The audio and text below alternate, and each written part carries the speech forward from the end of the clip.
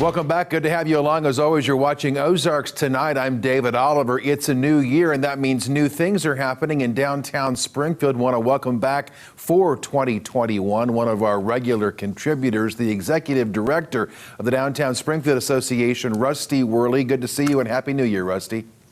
Good to see you, David. We have a lot to talk about in terms of what's happening downtown here in the month of January. First, let's talk about the most recently passed stimulus money in the package at the end of 2020. Tell me some of the things you're doing right now to try to connect some of your member merchants with those dollars that have come through to help small businesses. Yes, we're excited to see the second round of the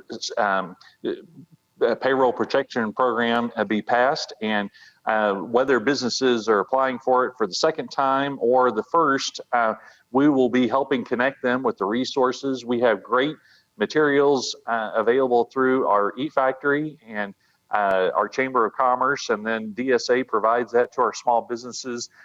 More guidance will be coming out. Banks are just opening those websites up, and so we'll be connecting businesses to that here in the next few weeks.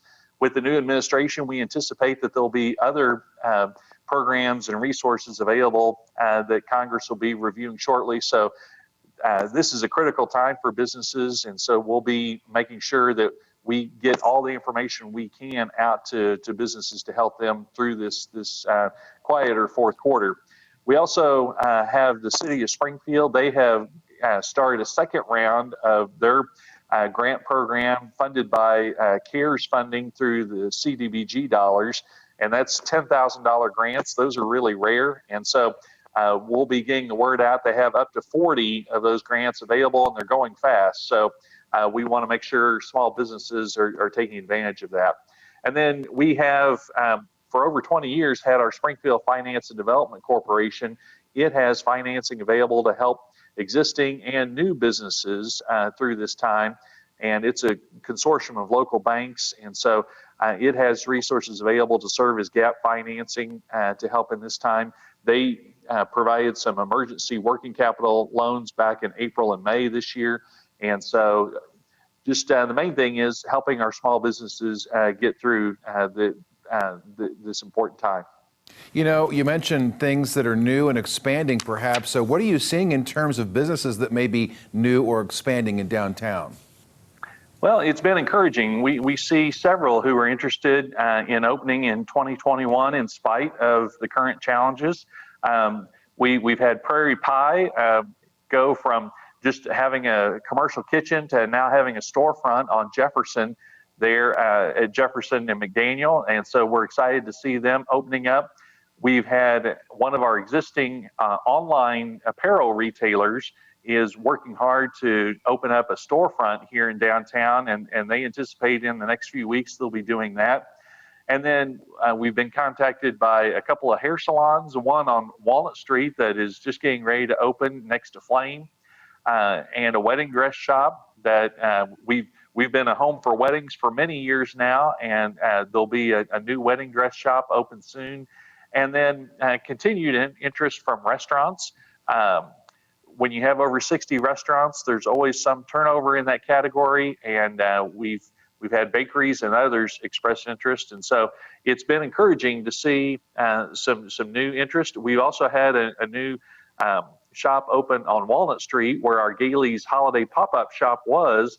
Now a couple of our artists have come together to open a similar shop by the name of Formed, and that is now open, and you'll see more as we have the first Friday in February, but just some new businesses coming to downtown for the new year. Rusty, obviously we came through the holiday season. You did a good job in terms of getting people to come downtown because we didn't have our Christmas parade, but you still brought a lot of people downtown, and in fact on more than one occasion, because the parade was turned into kind of a setup where you'd kind of drive around and such over multiple days. So we did that in the holidays. What are we doing right now in terms of getting people downtown? What can they be doing now in January, even though the holiday season's over?